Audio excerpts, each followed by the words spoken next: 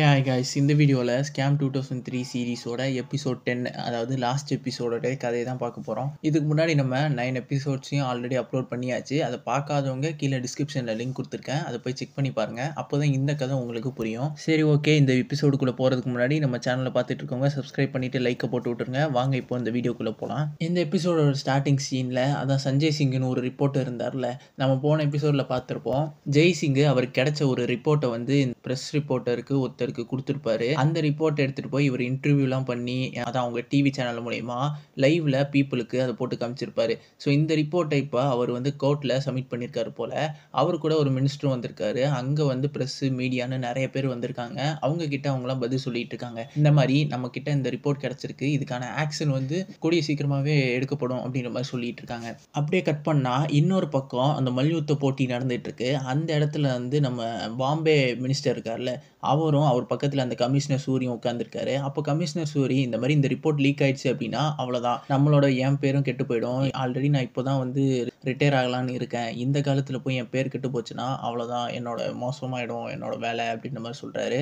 அதுக்கு வந்து அவர், அதுக்கு தான் நான் சொல்கிறேன் இப்போவே நீ ரிட்டையர் ஆகிடு அப்படின்ற மாதிரி அவர் வந்து கலாச்சி விட்றாரு. இவருக்கு என்ன பண்ணுறதுனே புரியல. அப்படியே இருக்கும்போது அப்படியே அந்த சீன் கட் ஆகுது. இப்போ அப்துல் வந்து நியூஸ் பேப்பரில் மகாராஷ்டிரா வந்து எஸ்ஐடி டீம் வந்து அமைச்சிருக்காங்களாம். அந்த டீமுக்கு ஃபுல் சார்ஜ் கொடுத்துருக்காங்க அப்படின்னு சொல்லி நியூஸ் வந்திருக்கு. அதாவது எப்படி எதுக்குன்னு பார்த்தீங்கன்னா, அவங்க எந்த ஆக்ஷன் வேணால் எடுக்கலாம், யாருக்கிட்டையும் அவங்க கேட்கணும்னு தேவையில்ல. இந்த கேஸ் சம்மந்தப்பட்ட எந்த ஆக்ஷன் வேணால் அவங்க எடுத்துக்கலாம். அதுக்கான ஃபுல் ஃப்ரீடமும் அவங்களுக்கு கொடுக்கப்பட்டிருக்கும். அதாவது யாருக்குன்னு பார்த்தீங்கன்னா ஜெய் சிங் டீமுக்கு தான். ஸோ அவங்க என்ன நினச்சாலும் இப்போ பண்ணலாம். இந்த விஷயத்தை நம்ம அப்துல் வந்து போலீஸ்க்கு கால் பண்ணி கேட்டுட்டு இருக்கான். அதுக்கு அவங்க வந்து, இங்கே பாருப்பா, ஜெய் சிங்க்கு ஃபுல் ஃப்ரீடமும் இருக்குது, பட் அவன் யாரை போய் அரெஸ்ட் பண்ணிட போகிறான், அவன்லாம் அந்தளவுக்கு பெரிய லெவலே இல்லைப்பா அப்படின்ற மாதிரி சொல்லிட்டு இருக்கான். அப்படியே பார்த்தீங்கன்னா அவன் முன்னாடி ஜெய் சிங் உட்காந்துருக்கான் பாருங்க. அவ்வளோதான், ஜெய் சிங் அவரை அப்படியே கையோடு கூப்பிட்டு போய் ஜீப்பில் ஏற்றிடுறாரு. இதே மாதிரி நம்ம அப்துலுக்கு சம்மந்தப்பட்ட எல்லாரையுமே வந்து போட்டு அரெஸ்ட் பண்ணிட்டு போயிட்டுருக்காரு. நம்ம மிஸ்ரா சாரை கூட விட்டு வைக்கல, அவரையுமே பிடிச்சிட்டு போயிட்டுருக்காரு. இதே சமயம் கர்நாடகாவில் நம்ம சூர்யாவுக்கும் ஃபுல் சார்ஜ் கொடுக்கப்பட்டு அவரும் வந்து நம்ம அப்துலுக்கு சம்மந்தப்பட்ட போலீஸ் அதிகாரிகளை வந்து அரெஸ்ட் பண்ணிட்டு இருக்காரு. இப்போ பார்த்தீங்கன்னா நம்ம அப்துல் அவருடைய வக்கீல் கிட்ட பேசிகிட்டு இருக்காரு. இந்த மாதிரி நம்ம இந்த விஷயத்தை வந்து எப்படி மாற்றணும்னா, மக்களோட பெர்செப்ஷனை நம்ம மாற்றி ஆகணும், மக்கள் பார்க்குற விதத்தை மாற்றி ஆகணும், என்னை வந்து ஒரு பாவமாக தான் பார்க்கணும், நமக்கு சம்மந்தப்பட்ட எல்லா மினிஸ்டர்ஸையும் இதில் இன்வால்வ் பண்ணி விடணும், அவங்களால தான் நான் இப்படி பண்ணேன் அப்படின்றது மக்களுக்கு தெரியணும் அப்படின்றத அவன் வந்து சொல்லிட்டு இருக்கான். அப்போது நம்ம அப்துல் வந்து போலீஸ் ஸ்டேஷனில் இருக்கும்போது நம்ம அப்துலுக்கு அவங்க அம்மா வந்து ஃபோன் பண்ணுறாங்க. ஃபோன் பண்ணி இந்த மாதிரி, என்னப்பா உன்னை பற்றி இந்த மாதிரிலாம் நியூஸ் கேள்விப்படுறேன், நீ என்ன பண்ண, கொலைலாம் பண்ணியிருக்கேன் அப்படின்ற மாதிரிலாம் சொல்கிறாங்க அப்படின்ற மாதிரி கேட்க, அதுக்கு அப்துல், நான் என்ன தான் அப்படி கெட்டவனாக இருந்தாலும் உனக்கு பையன் தானே, நீ என்னை பற்றி விசாரிக்க மாட்டியா அப்படின்ற மாதிரி அவன் கேட்குறான். அதுக்கு வந்து அவங்க அம்மா, இல்லைப்பா நீ எப்படி இருக்க அப்படின்ற மாதிரி அப்புறம் அவங்க கேட்டுட்டு, நீ இப்படியே இருந்துடாத, என்னை வந்து ஒரு வாட்டி பாரு, கடைசியாக நான் ரொம்ப நாளைக்கெலாம் இருக்க மாட்டேன் அப்படின்ற மாதிரி சோகமாக சொல்கிறாங்க. உன்னோட பாட்டு சத்தத்தை நான் ஒரு வாட்டியாவது கேட்கணும். என்னோட பழைய அப்துல் வந்து எப்பயுமே எனக்காக பாடுவான், பட் இப்போ நீ என்னை பார்க்குறதே இல்லை. ஸோ இப்போது ஒரு வாட்டி என்னை வந்து பார்த்து உன்னோட பாட்டு சத்தத்தை நான் கேட்கணுன்னு ஆசைப்பட்றேன், வா அப்படின்ற மாதிரி சொல்லிட்டு வைக்கிறாங்க. இவனும் கொஞ்சம் சோகமாயிட்டு உட்காந்துருக்கான். இப்போ நம்ம ஆஃபீஸர் சூர்யா வந்து வேறு வழி இல்லாமல் இது அப்துல்லை ஒத்துக்க வைக்கணும் அப்படின்னா அதுக்கு நார்கோ டெஸ்ட் பண்ணால் தான் முடியும். ஏன்னா நார்கோ டெஸ்ட் அப்படின்றது வந்து மயக்க நிலைக்கு கொண்டு போக வச்சுருவாங்க. அப்படி கொண்டு போன பிறகு அவங்க கிட்ட உண்மை எல்லாமே வர வச்சுருவாங்க.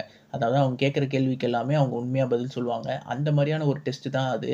நார்கோ டெஸ்ட்டு மெயினாக யாருக்குமே பண்ண மாட்டாங்க, அது வந்து ரொம்ப ரேர் கேஸ் தான். பட் இப்போ வந்து இதுக்கு தேவைப்படுது அப்படின்றதுக்காக அவர் வந்து இது பண்ணலாமா அப்படின்ற மாதிரி கேட்குறாரு. அதுக்கு அங்கேருந்து ஒரு லேடி ஆஃபீஸரு, இது பண்ணலாம் சார், பட் அதுக்கு வந்து அப்துலோட கன்சென்ட்டும் வேணும், ஏன்னா அப்துலும் ஒத்துக்கிட்டால் மட்டும்தான் இந்த டெஸ்ட்டை பண்ண முடியும், அதுவும் நம்ம டாக்டர் முன்னாடி தான் பண்ண போகிறோம், ஸோ அதனால் ஹெல்த் இஷ்யூ எதுவுமே வராது அப்படின்றதையும் சொல்லிடுறாங்க. சரின்ட்டு நம்ம ஆஃபீஸர் அப்துல் கிட்ட போய் கேட்குறாரு. அப்துலும் வந்து இதுக்கு என்ன நினச்சாருன்னு தெரியல, ஒத்துக்கிட்டு சைன் பண்ணிடுறாரு. ஏன்னா நம்ம அப்துலோட கண்ணோட்டம் என்ன இருக்குன்னு பார்த்தீங்கன்னா, இந்த மாதிரி மினிஸ்டர்ஸ் எல்லா உண்மையும் சொல்லி மினிஸ்டரையும் மாட்டி விட்டுறணும், அவர் மட்டும் மாட்டுறது இல்லாமல் அவர் கூட இன்வால்வ் ஆனால் எல்லாருமே மாட்டணும். ஏன்னா இவர் மட்டும் மாட்டிக்கிட்டா அந்த ஃபுல் இதுவுமே இவரே பண்ண மாதிரி ஆகிடும்ல. ஸோ அதுக்காக அவர் வந்து ஒத்துக்கிட்டாரு. இப்போ வந்து அந்த நார்கோ டெஸ்ட்டும் அட்டெண்ட் ஆகுது. அந்த நேரம் தான் வந்து நம்ம அப்துல் கிட்ட உங்களோட ஸ்டாம்ப் பேப்பர் ஸ்கேமில் யார் யாரெல்லாம் சம்மந்தப்பட்டிருக்கா அப்படின்லாம் கேள்வி கேட்குறாங்க. இந்த சீனை தான் நம்ம இந்த சீசன் ஸ்டார்டிங் எபிசோடில் பார்த்துருப்போம். நம்ம அப்துல்ல வந்து கேட்டுக்கிட்டு இருப்பாங்க இந்த மாரி, "நீங்க யார் யாரெல்லாம் சம்மந்தப்பட்டுருக்கா உங்களோட ஸ்கேம்ல?" அப்படின்னு சொல்லி. இத வந்து ஃபர்ஸ்ட் எபிசோட்ல காமிச்சிருப்பாங்க. ஸோ அந்த சீன தான் இப்போ காட்டுறாங்க. இப்போ நம்ம அப்துல் கிட்ட அதெல்லாம் கேட்டுட்டு இருக்கும்போது, அவர் வந்து சொல்றாரு, ஒவ்வொருத்தர் பேரையுமே அதான் மினிஸ்டர் ஜாதவ், அப்புறம் அந்த கர்நாடகா மினிஸ்டரு எல்லாமே சேக்கு, இவங்க எல்லார் பேரையுமே வந்து அவர் சொல்லிடுறாரு. இது எல்லாமே வந்து நியூஸ்ல அதான் லைவாவும் போயிட்டுருக்கு. அதெல்லாம் பார்த்த மக்களு, மினிஸ்டர்ஸ் எல்லாருமே ஷாக் ஆகுறாங்க. "என்னடா இது போச்சு, கதை முடிஞ்சுச்சு" அப்படின்ற மாரி. அப்போ நம்ம லாயர் இருக்கார்ல, அவரு வந்து பிரஸ் முன்னாடி இந்த மாரி டிஃபெண்ட் பண்ணிட்டு இருக்காரு அப்துல்ல.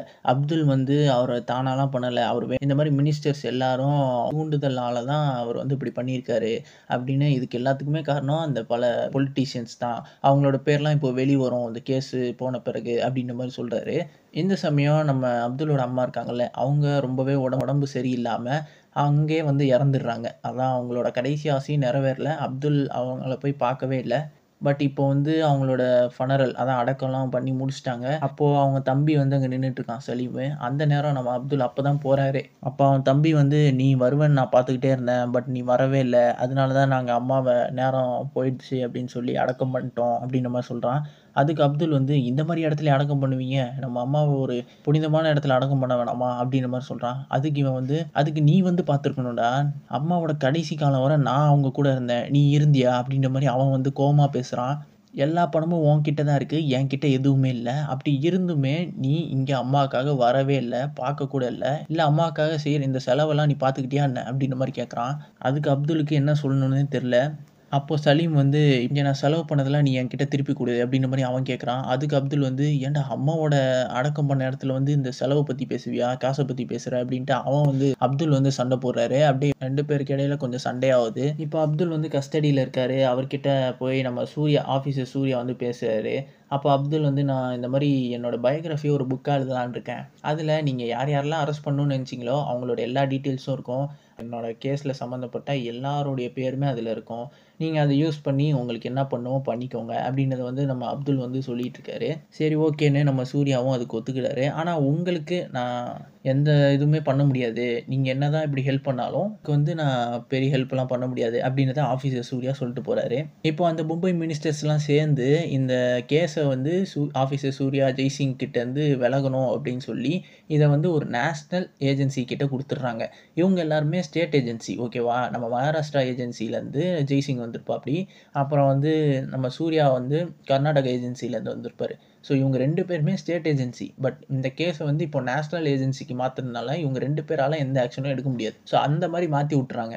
இப்போ இதுக்கப்புறம் வந்து எல்லாமே நம்ம அப்துல்லோட கையில தான். இந்த சமயம் அதான் இப்போ அப்புறம் கோர்ட்டுக்கு போறதுக்கு முன்னாடி அவங்க ஒய்ஃப் நஃபீஸாவும் அவங்களுக்கும் உடம்பு முடியல போல வீல் சேர்ல வந்துட்டுருக்காங்க. அவங்க பொண்ண பார்த்துட்டு நம்ம அப்துல்லு கட்டி பிடிச்சுட்டு இந்த மாரி, "நீ நல்லா இருக்கணும், நல்லா படிக்கணும்" அப்படின்ற மாரி சொல்லி அவள வந்து தனியா சொல்லிர்றாரு. இப்போ நஃபீஸா கிட்ட வந்து பேச, நஃபீஸா வந்து சொல்றா, "இந்த மாரி நீங்க இன்னும் எத்தன நாளைக்கு இப்படியே இருக்க போறீங்க? உங்களோட எல்லாத்தையுமே விட்டுட்டு வாங்க எங்க கூட. ஏன்னா இது எவ்வளோ பெரிய ஆபத்து தெரியுமா? உங்க பொண்ணுக்கு, எனக்கு மட்டும் இல்ல, உங்க பொண்ணுக்குமே இது ஆபத்து. எதிர்காலத்தில எல்லாருமே இந்த மாரி ஒரு அப்பாவோட பொண்ணு அப்படின்னு சொல்லி நம்ம பொண்ண தான் வந்து கேலி பண்ணுவாங்க. உங்களுக்கு அதெல்லாம் தெரியலையா? நம்ம ஃபேமிலிக்கும் இது வந்து ஆபத்தா முடியும். நீங்க யார் யாரெல்லாம் எதிரிகள சம்பாரிச்சு வச்சிருக்கீங்களோ, அந்த எதிரிகள்லாம் நமக்கும் தானே எதிரிங்க. நம்ம பொண்ணுக்கும் தான் ஆபத்தா இருக்கும்." அப்படின்ற மாரி சொல்றாங்க. அப்பதான் நம்ம அப்துல் வந்து ரொம்பவே ரியலைஸ் பண்றாரு. நம்ம பண்ண தப்பு எல்லாமே வந்து நம்ம பொண்ண வந்து சேரும்ல. அந்த விஷயம் வந்து அவரு அப்பதான் புரிஞ்சுக்கிறாரு. அப்போ வந்து அப்துல் சொல்றாரு, "நான் வந்து உங்க வாழ்க்கைய விட்டு விலகுறேன். இதுக்கப்புறம் வந்து உங்க வாழ்க்கையில நான் வரமாட்டேன்." அப்படின்றத வந்து அப்துல் சொல்ல, அதுக்கு அவங்க வந்து, "நீங்க என்னதான் விலகுனாலும், எப்படி இருந்தாலுமே நம்ம பொண்ணுக்கு நீங்க தானே அப்பா. ஸோ அத மைண்ட்ல வச்சுக்கோங்க. நீங்க இப்பவே வந்து இதுலேருந்து விலகி வந்துருங்க. இந்த வேலைய விட்டுருங்க." அப்படின்றத வந்து அவங்க சொல்றாங்க.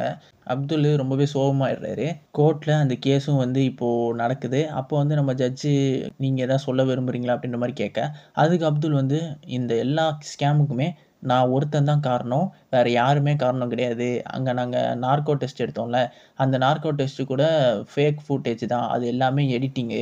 அப்புறம் அந்த ரிப்போர்ட்டும் கூட ஃபேக்கு தான். யாருமே இதுல இன்வால்வ் கிடையாது. நான் ஒருத்தன் தான் இந்த ஸ்கேமுக்கு பொறுப்பு. நான் இதுக்கு பொறுப்பேத்துக்கிறேன். நீங்க அதுக்கான தண்டனைய எனக்கு குடுக்கலாம்." அப்படின்றத வந்து சொல்லிர்றான். எதுக்காக இந்த முடிவு எடுத்திருக்கான் அப்படின்னு பார்த்தீங்கன்னா, இப்போ வந்து எல்லாருமே இன்வால்வ் ஆயிருக்காங்க. இந்த மினிஸ்டர்ஸு அப்படி இப்படின்னு எல்லாரோட பேருமே சொல்ட்டான் அப்படின்னா, அவங்க ஃபேமிலிக்கும் அது ஒரு ஆபத்து. ஏன்னா அவங்க வந்து அவங்க பெரிய பெரிய ஆளுங்க. அவங்க என்னதான் ஜெயில்ல இருந்து பெயில் வாங்கி வந்துருவாங்க வெளிய. வெளிய வந்துட்டு அவங்க ஃபேமிலிக்கு ஏதாவது பிரச்சனை குடுக்கலாம்ல. ஸோ அந்த விஷயத்த வந்து மனசில் வச்சுக்கிட்டு நம்ம அப்துல், நான் ஒருத்தன் தான் காரணம், வேறு யாருமே காரணம் இல்லை அப்படின்ற விஷயத்த வந்து சொல்லிடுறான். இந்த இடத்துல ஒரு ஃபேமிலி மேனாக நம்ம அப்துல் வந்து யோசித்து இந்த முடிவை எடுக்கிறான். முதல் தடவையாக ஒரு அப்பாவை யோசித்து எடுத்திருக்காருன்னு சொல்லலாம். இப்படி சொல்லிட்டு வெளியே வந்து நம்ம நஃபீஸா கிட்ட ரொம்பவே அழுகிறாரு. நம்ம நஃபீஸாவும் புரிஞ்சுக்கிறாங்க, நம்ம அப்துல் இப்போது திருந்திட்டாரு அப்படின்னு சொல்லி. இந்த சமயம் ஜேகே வந்து அவங்க ஒர்க்கர்ஸ் எல்லாருக்குமே வந்து காசு கொடுத்துட்ருக்கான். அது மட்டும் இல்லாமல் அந்த மெஷின்ஸ் எல்லாத்தையுமே வந்து மாற்றிட்டு இருக்காங்க. இங்கே இல்லாமல் அதான் இதுக்கப்புறம் அந்த வேலையை நிறுத்த போகிறாங்க அவங்க. இப்போ நம்ம அப்துல் ஜெயிலுக்கு போகிறதுக்காக வேனில் ஏறி உட்காந்துருக்கான். அந்த சமயம் அந்த சஞ்சய் சிங்னு ஒரு ப்ரெஸ் ரிப்போர்ட்டர் இருந்தார்ல, அவர் அங்கே போயிட்டு, இங்கே பாருங்கள், நேற்று வர நீங்கள் என்னென்னமோ சொல்லிட்டு இருந்தீங்க, இவங்கெல்லாம் இன்வால்வ் ஆயிருக்காங்க அப்படின்னு சொல்லி, இன்றைக்கி ஏன் அந்த திடீர்னு ஒரு முடிவு அப்படின்ற மாதிரி கேட்க, அதுக்கு நம்ம அப்துல், என் ஒய்ஃப் என்னை மிரட்டினா, உன் கூட வாழ மாட்டேன்னு சொன்னா, இந்த மாதிரி நீ உண்மையை ஒத்துக்கலை அப்படின்னா, ஸோ அதனால தான் நான் வந்து ஒத்துக்கிட்டேன். அது மட்டும் இல்லாமல் எல்லாத்துக்குமே நான் தானே பொறுப்பேற்றுக்கணும், ஏன்னா நிறைய ஆபத்துகள் இருக்குது, எல்லாத்தையுமே நான் மனசில் வச்சு தான் இந்த விஷயத்த வந்து பண்ணியிருக்கேன் அப்படின்றத வந்து சொல்லி முடிக்கிறாரு. அப்படியே வந்து ரியல் ஃபுட்டேஜையும் போட்டு காமிக்கிறாங்க. இது வந்து ரியல் ட்ரூ ஸ்டோரி தானே. ஸோ ட்ரூவாக அந்த அப்துல் கரீம் டெல்கி அப்படின்ற ஒருத்தர் இருந்திருக்காரு. அவர் வந்து என்ன சொன்னார் அப்படின்றத ஹிந்தியில் வந்து சொல்லி காமிப்பாங்க. ஸோ அந்த விஷயமும் இதே தான் இருக்கும். ஸோ அப்படியே அந்த இடத்துல முடிக்கிறாங்க. அந்த இடத்துல முடித்தா அப்படியே 10 வருஷம் கழிச்சு அப்படின்னு போட்டு நம்ம அப்துல் வந்து ஜெயிலே இறந்து போகிறாரு உடம்பு சரியில்லாமல். நம்ம அப்துலுக்கு அடக்கம்லாம் பண்ணுறாங்க. பெருசாக ஊர்வலம்லாம் போய் நம்ம ஜேகேவும் லாயரும் இப்போது நஃபீஸா கிட்ட வந்து இது எல்லாமே வந்து நம்ம அப்துலோட சொத்து.